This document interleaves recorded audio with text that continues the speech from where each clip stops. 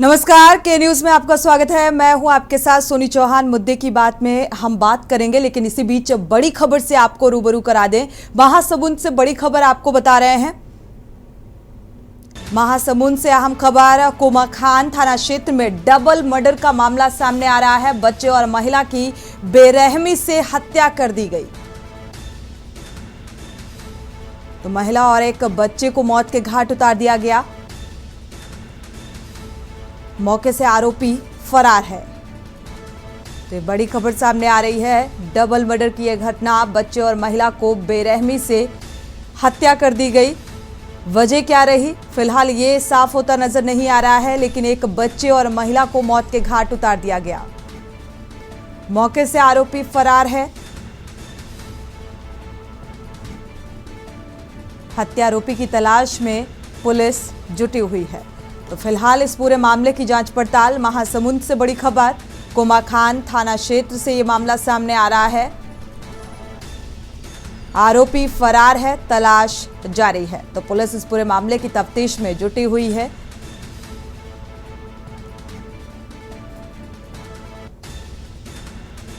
महिला और बच्चे की बेरहमी से हत्या, वजह फिलहाल साफ होती नजर नहीं आ रही है और आरोपी मौके से इस घटनाक्रम को अंजाम देकर फरार हो गया।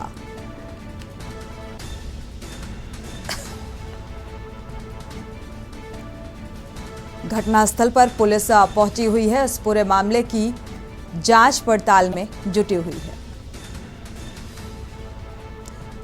चंदकार इसी खबर पर संवाददाता जुड़े हुए हैं ज्यादा जानकारी के साथ। क्या जानकारी है इस संबंध में? क्या आरोपी का कोई सुराग लग पाया?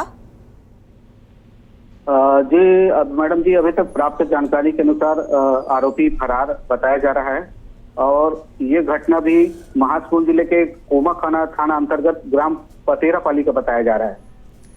अभी तक फिलहाल प्रशासनिक अधिकारियों का क्या मानना है? क्या कुछ जांच पड़ताल में निकलकर सामने आ पाया?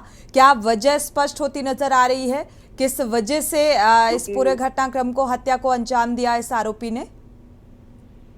अभी तक इस आरोपी की घटना के बारे में जो पुलिस प्रशासन है अभी तक इसके अंजाम से दूर है और यह घटना के आरोपी को, जो महिलाएं और बच्चे को बेरहमी से हत्या कर दिया गया है और आरोपी के तलाश में जुटी हुई है पुलिस प्रशासन। और जो पुलिस है, किस लिए यह मर्डर हुआ है इसके लिए अभी अनजान है और पूरी टीम, पुलिस की जो टीम है वहाँ की, शुक्रिया इस तमाम जानकारी को साझा करने के लिए। फिलहाल पुलिस जांच पड़ताल में जुटी हुई है और कई तथ्य तलाशने की कोशिश कर रही है कि आखिर क्या वजह रही जिसके चलते अपराधी ने इस हत्या को अंजाम दिया।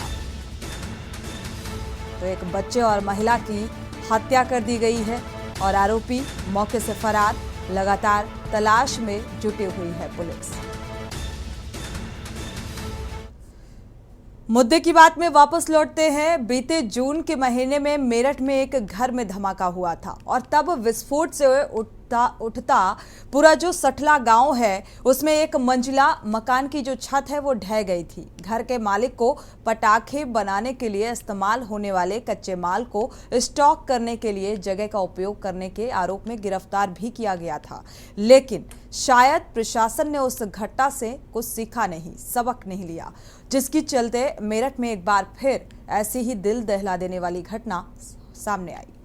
मेरठ के लोहिया नगर के साबुन फैक्ट्री में जोरदार विस्फोट हुआ, धमाका हुआ और धमाके से पूरी फैक्ट्री जमींदोज हो गई। हादसे में 9 लोगों की मौत की खबर सामने आई। आंकड़ा समय के साथ बढ़ रहा है। धमाका इतना तेज था कि इसकी गूंज काफी दूर तक सुनाई दी और इस हादसे को लेकर ऐसी भी चर्चाएं हो रही हैं कि मकान के अंदर पटाखा बन रहा था और इसीलिए ये धमाका हुआ। इसी मुद्दे को लेकर चर्चा करेंगे।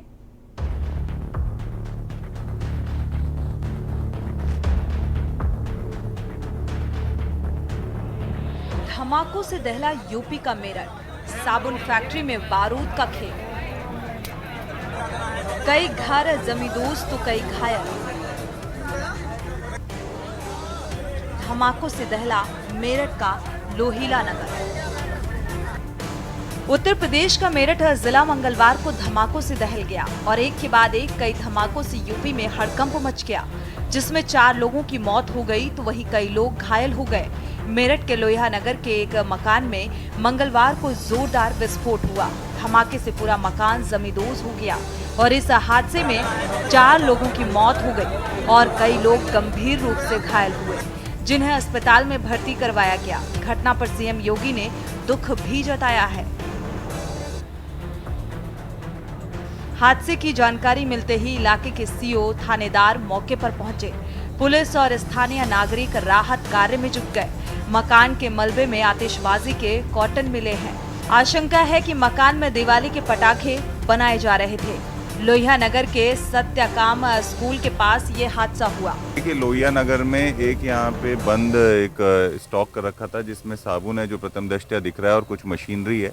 यहाँ पे एक मतलब ये डहा है घर और इसके इम्पैक्ट की वजह से अगल बगल में भी असर पड़ा है और अभी तक 5 लोग जो इसमें इंजर्ड हुए हैं उनको तत्काल मेडिकल कॉलेज भेज दिया गया है। वहाँ टीम को एक्टिवेट कर दिया गया है और यहाँ पे भी लगातार टीम काम कर रही है और इसके अलावा कोई और किसी की सूचना नहीं है कि जो यहाँ पे और मलबे में या कहीं हो। फिर भी हमने टीम मोबिलाइज करके अब तत्काल मलबे को भी हटा रहे हैं कि कोई भी गुंजाइश ये ना रहे कि कोई भी नीचे दबा हुआ हो। सर, ये किस चीज़ की फैक्ट्री थी, क्या काम होता था इसके अंदर? नहीं, देखिए, प्रथम दृष्टया अभी ये देखने में समझ में आया है कि कोई साबुन की कुछ मशीन्स रखी हुई हैं और साबुन का स्टॉक रखा हुआ है। तो कहीं ना कहीं साबुन बनाने के लिए या साबुन को रैप करने के लिए या जो उसकी पैकेजिंग करने के लिए यहाँ पे ये काम होता था और जो भी डिटेल्स आगे पता चलेंगी हम आप लोगों से शेयर करेंगे। सर, कितनी कैजुअलिटी है इसके अंदर अभी तक और कितने लोग मौजूद थे? नहीं, देखिए, 5 लोग इंजर्ड थे। 5 लोगों को तत्काल मेडिकल कॉलेज भेज दिया गया है। उनकी तत्काल प्रिंसिपल मेडिकल कॉलेज और सीएमओ को एक्टिवेट कर दिया गया है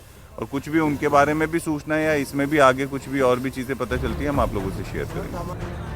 पुलिस के मुताबिक नौचंदी थाना क्षेत्र के रहने वाले संजय गुप्ता का लोहिया नगर में 2 मंजिला भवन है। बताया जा रहा है कि संजय गुप्ता ने भवन का ग्राउंड फ्लोर आलोक रस्तोगी को किराए पर दिया हुआ था, जिसमें वो साबुन फैक्ट्री चल रही थी। कुछ दिन पहले ही भवन का फर्स्ट फ्लोर जागृति विहार निवासी गौरव भाटिया ने प्लास्टिक पार्ट की फैक्ट्री लगाने के लिए किराए पर लिया था। क्षेत्रवासियों के मुताबिक सुबह लगभग 7 बजे तेज धमाके के साथ बिल्डिंग धराशायी हो गई। धमाका इतना जबरदस्त था कि आसपास की कई बिल्डिंगों में दरार आ गई। पास की एक दूसरी बिल्डिंग की पहली मंजिल की छत भी गिर गई। विस्फोट के कारण इलाके में भगदड़ मच गई। कुछ हादसा समझकर बाहर निकले तो कुछ इसे भूकंप समझने लगे। मौके पर पहुंचने पर लोगों को जानकारी हुई। घटना की सूचना के बाद पुलिस मौके पर पहुंची और रेस्क्यू ऑपरेशन शुरू कराया गया। मलबा हटाकर नीचे दबे तकरीबन 10 लोगों को मेडिकल भेजा गया। घायलों में से 4 को मृत घोषित कर दिया गया। उधर हादसे में लोहिया नगर के ही रहने वाले करण, ओंकार, शिवराज, आसमा, सोनाक्षी और कार्तिक घायल स्थिति में है।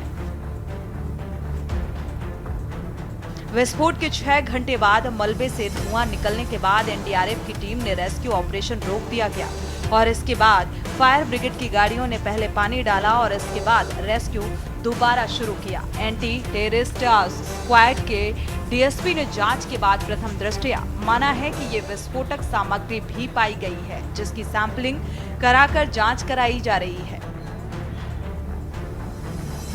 जांच के मुताबिक जो विस्फोटक मिला है, ऐसे ही विस्फोट से बिहार में भी 4 लोगों की मौत हुई है।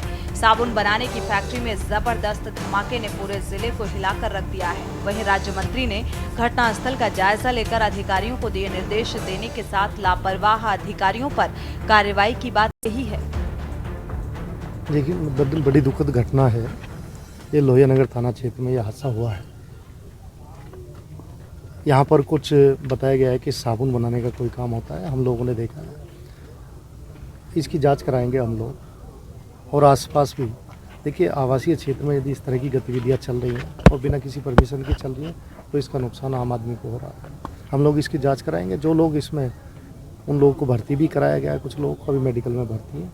भगवान से प्रार्थना करेंगे जल्दी ठीक हो जाए हम लोग। मैंने कहा ना, जहाँ भी रेजिडेंशियल एरिया में इस तरह की गतिविधियाँ चल रही हैं वो प्रशासनिक स्तर पर उनकी जांच कराएंगे। पास में स्कूल है, बड़ा हादसा हो सकता था। इस तरह से आवासीय कॉलोनियों में जो फैक्ट्री चल रही है उन पर रोक लगनी चाहिए। मैंने यही कहा है कि ऐसी जहाँ भी आवासीय क्षेत्र में इस तरह की गतिविधियाँ, व्यावसायिक गतिविधियाँ हो रही हैं, उनकी जांच करके कार्रवाई करेंगे। पुलिस की बड़ी लापरवाही देखने को मिल रही है। इस तरह से क्षेत्र में चल रहे हैं और पुलिस को कानो कान सूचना नहीं है। देखिए, ऐसा नहीं है। मैं ये कह सकता हूँ कि 7 बजे की घटना, तुरंत घटना पता चलती पुलिस मौके पर पहुँची है। मैंने कहा कि प्रशासनिक स्तर पर हम लोग जांच कराएंगे और जो भी इसमें दोषी उन पर कार्रवाई कराएंगे।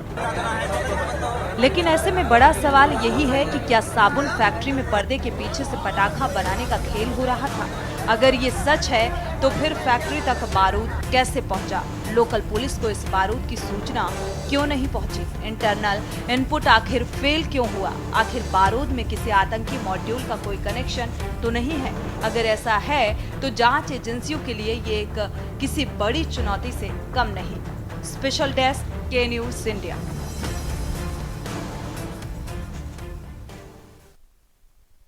यूपी के मेरठ से ये दूसरी घटना सामने आ रही है और पहली घटना से सबक प्रशासनिक अमले ने नहीं लिया और यही वजह है कि एक बार फिर से ये धमाके की तस्वीर सामने आई और इसमें करीब 9 से 10 लोगों की जान चली गई है और कई लोग जख्मी हालत में हैं, जिंदगी और मौत से जूझ रहे हैं, अस्पताल में भर्ती हैं, इलाज जारी है। लेकिन बड़ा सवाल यही कि आखिर इतनी बड़ी लापरवाही कैसे बरती जाती है?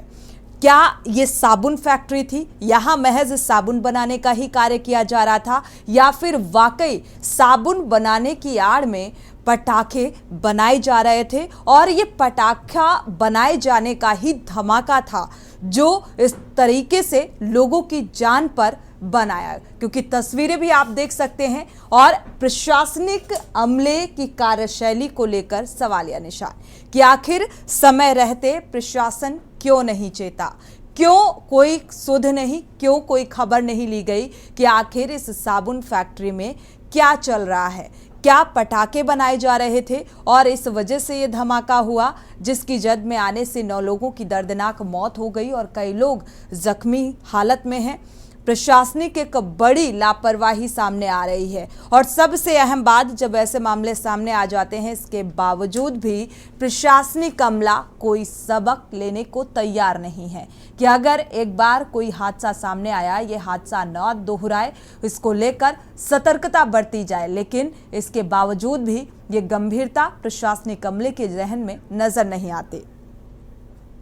हमारे साथ खास मेहमान जुड़े हुए हैं। मुद्दे की बात में इस मुद्दे को लेकर चर्चा करेंगे कि आखिर ये लापरवाही बार बार क्यों बढ़ती जाती है। मुमताज आलम है, सपा नेता हैं, आपका स्वागत है इस चर्चा में शामिल होने के लिए। अंकित चौधरी, बीजेपी नेता, आपका भी बहुत बहुत स्वागत है इस चर्चा में शामिल होने के लिए। अंकुश चौधरी, आप नेता हैं, आपका भी बहुत बहुत स्वागत। अवनीशा काचला हैं, जिलाध्यक्ष हैं कांग्रेस से, आपका भी बहुत बहुत स्वागत।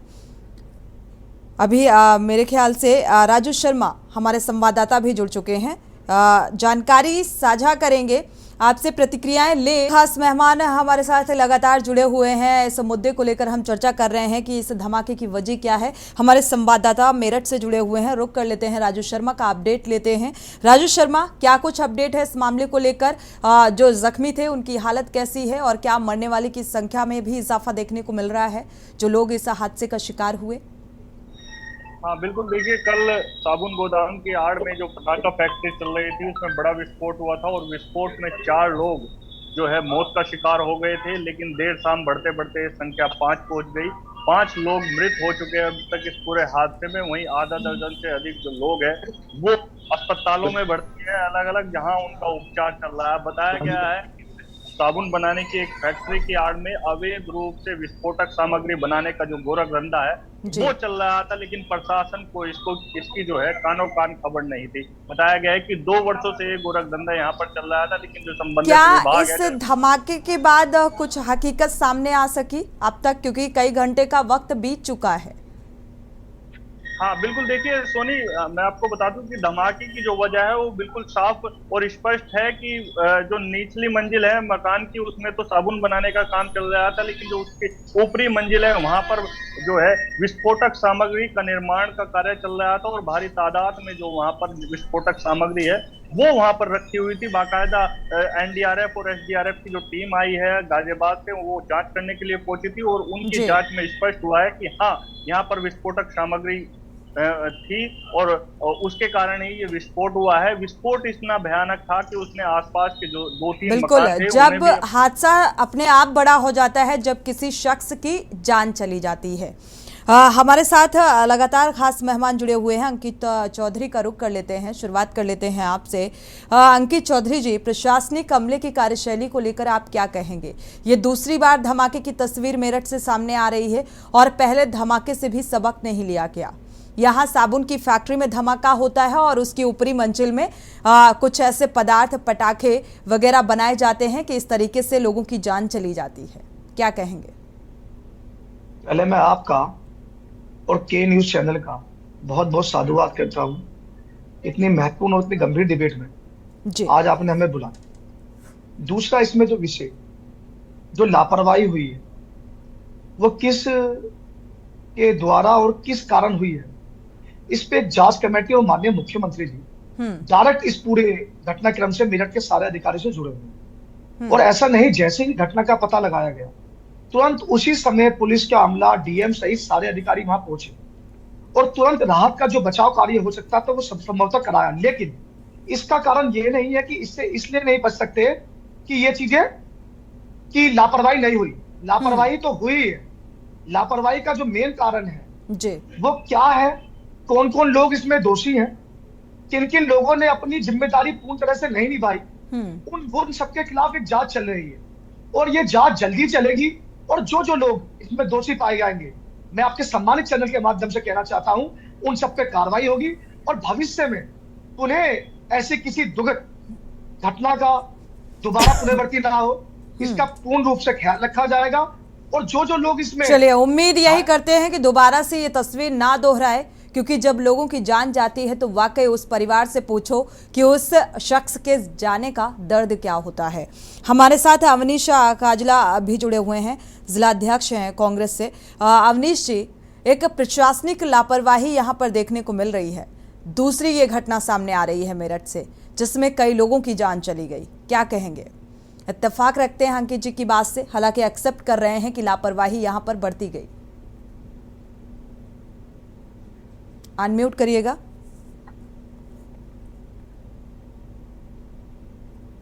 अवनीश जी, आपकी आवाज नहीं मिल पा रही है, अनम्यूट कर लीजिए।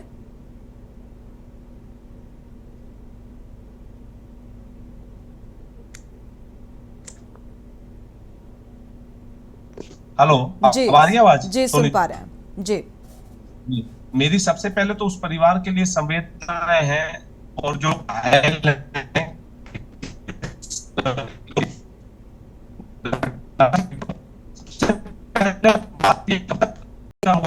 अवनीश जी, आपकी आवाज क्लियर नहीं आ रही है, दोबारा से आपका रुख करेंगे। तब तक मुमताज आलम जी का रुख कर लेते हैं। मुमताज आलम जी, अगर आप सुन पा रहे हैं तो क्या कहेंगे मेरठ की इस घटना को लेकर, इस ब्लास्ट को लेकर?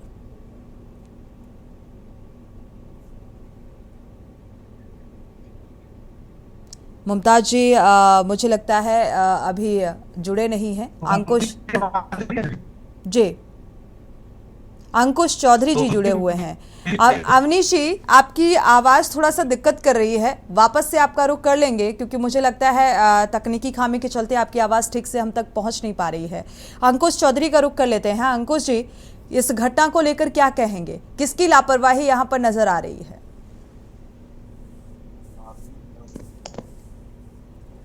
अनम्यूट करिएगा।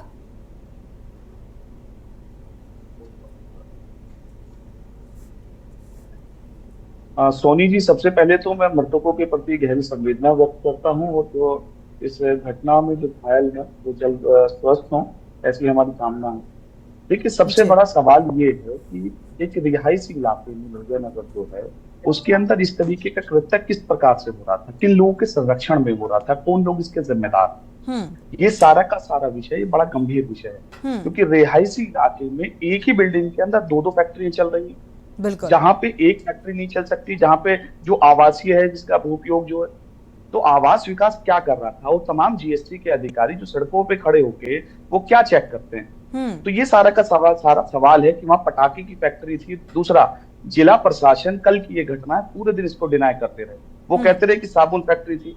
जितना भयंकर वहां पे ब्लास्ट हुआ उसको देख के 30-40 फुट तक ईंटें और तमाम चीजें उड़ के गई। किस तरीके से वो सारे के सारे लोग, कई लोग तो जो पीड़ित वहां पे गए 100% तक जले हुए थे।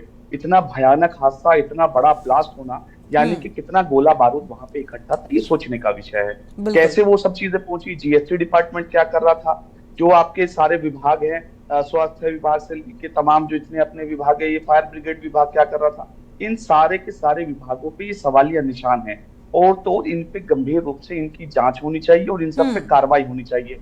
होता क्या है, जो मालिकान है उन पे कार्रवाई की जाती है, वो तो दोषी है ही है, जिस व्यापारी की वो बिल्डिंग थी, लेकिन उसके साथ साथ संबंधित अधिकारी जिसकी उन क्षेत्रों में जिम्मेदारी थी, जो थाना था वहां पे, जो पुलिस बीट थी वहां पर, जो पुलिस चौकी वहां पे लगती थी, उसको नहीं पता चला कि पटाखा बैन है और उसके बाद पटाखा की इतनी बड़ी बिल्कुल। सबसे अहम सवाल यही है।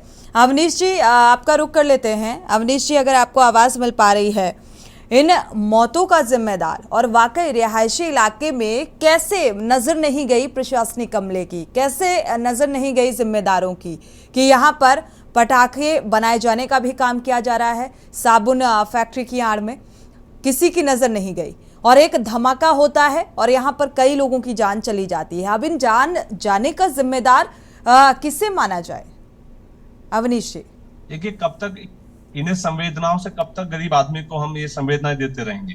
ये पहली घटना नहीं है, इससे पहले भी हमारे यहाँ जो घटना हुई थी कोल्ड स्टोरेज में, इस तरीके की घटना हुई थी, वहां भी मजदूर मरे थे और उनको सिर्फ 2 लाख मुआवजा देने से क्या उन परिवारों का भला हो जाएगा? सबसे बड़ा सवाल ये है कि जो रिहायशी इलाके में ये फैक्ट्रियां चल रही हैं, ये एक फैक्ट्री जहां धमाका हो गया वो सबके सामने आ गया, ऐसी सैकड़ों फैक्ट्रियां हैं जो कहीं ना कहीं प्रशासन के सहयोग से चल रही हैं और उन्हें पता है कहीं ना कहीं प्रशासन की मिली भगत के चलते ये फैक्ट्री चल रही है, वरना इतनी बड़ी फैक्ट्री अगर कहीं रिहायशी इलाके में चल रही है, प्रशासन को भनक ना लगे, तो ये किसका फेलियर है? कहीं ना कहीं प्रशासन का इसमें मिली भगत का पूरा है। और सबसे बड़ी बात यह है कि जो हमारा आवास विकास है, एमडीए है, क्या कर रहा है वो अगर कोई घर पे अपना कुछ भी बनाता है तो वहां अगर वो पहुंचने में सक्षम है, तो क्या उसे ये नहीं पता कि इस घर में कोई औद्योगिक काम हो रहा है? रिहायशी इलाकों में किस तरीके से फैक्ट्रियों का संचालन हो रहा है, ये घटना सामने आ गई तो पता चल गया। ऐसी बहुत सारी घटनाएं और बहुत सारी चीजें हैं मेरठ के अंदर जो कहीं ना कहीं अभी भी हम लोग इंतजार कर रहे हैं, पता नहीं प्रशासन किस आड़ में ये फैक्ट्रियों का संचालन करा रहा है। बिल्कुल, ये सबसे बड़ा दुर्भाग्य है। अंकित जी, प्रशासनिक अमले की इस तरीके की कार्रवाई, गैर जिम्मेदाराना कार्रवाई से शासन की भी जो छवि है वो खराब होती है, धूमिल होती है और सवाल उठता है जीरो टॉलरेंस की नीति पर, सवाल उठता है कि अपराधी बख्शे नहीं जाएंगे। इन सब बातों को लेकर सवाल उठते हैं कि आखिर क्यों ये गैर जिम्मेदाराना रवैया सामने आता है और क्यों सुधार नहीं हो रहा। अब सवाल ये कि क्या अब सबक लेगा प्रशासन? नहीं सोनी जी, ऐसा नहीं है। पहली बात, जिन जिन परिवारों के साथ ये हादसा हुआ, उस परिवार के साथ भारतीय जनता पार्टी का प्रत्येक व्यक्ति परिवार के साथ कंधे से कंधा मिलाकर खड़ा रहेगा। दूसरा, मैं फिर आपसे कह रहा हूं, इसमें भी डिनाई नहीं कर सकते कि इसमें गलती नहीं है, लेकिन ये गलती किन स्तरों से हुई है और कौन कौन लोग इसमें दोषी पाए जाएंगे, किन किन कारणों से हुई है। क्योंकि जिस उत्तर प्रदेश में भारतीय जनता पार्टी के प्रति मजदूर, किसान, छात्र, नौजवान, महिला का पूर्ण रूप से विश्वास बना हुआ है और ऐसी दुखद घटनाएं जो दिल को झंझोकर रख दे, वो हकीकत में ही बहुत दुखनीय है, बहुत दर्दनीय है। लेकिन मैंने बिल्कुल बड़ी घटना है, इसीलिए हम इस घटना को लेकर आज डिबेट कर रहे हैं। नौबत ये आ गई है कि प्रशासनिक जो अमले की कार्रवाई है, गैर जिम्मेदाराना हरकत है, उसे बार बार उन चीज़ों को लेकर डिबेट करनी पड़ जाती है और वो भी तब जब लगातार सूबे के मुखिया हिदायत देते हैं, मीटिंग्स लेते हैं और ये कहते हैं कि आप अपनी जिम्मेदारी को समझिए, लेकिन प्रशासनिक अमला बाज नहीं आता। राजू शर्मा, आपका रुख करेंगे, फाइनल जो कमेंट के तौर पर या जानकारी साझा करेंगे आपसे कि इस घटना के बाद से क्या लगता है, जांच में तेजी देखने को मिल रही है और साथ ही जिन्होंने अपनों को खोया उनकी क्या कुछ प्रतिक्रियाएं निकलकर सामने आई?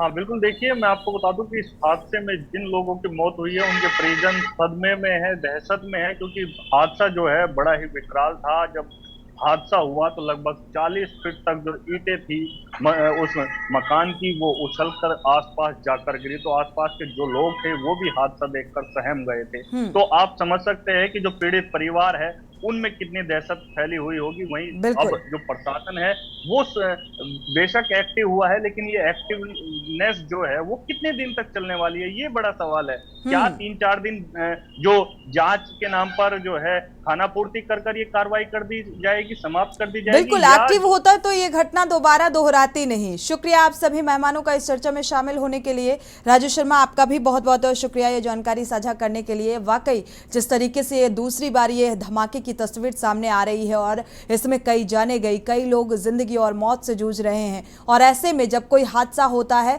तो शासन स्तर पर ऐलान कर दिया जाता है मुआवजे का, लेकिन मुआवजे का ऐलान कर देने से वो जख्म क्या भरेंगे और प्रशासनिक अमला क्या जिम्मेदार होगा, क्योंकि लापरवाही अभी भी बढ़ती जा रही है। इसी के साथ मुद्दे की बात में फिलहाल बस इतना ही। आगे खबरों के लिए आप देखते रहिए के न्यूज़ इंडिया।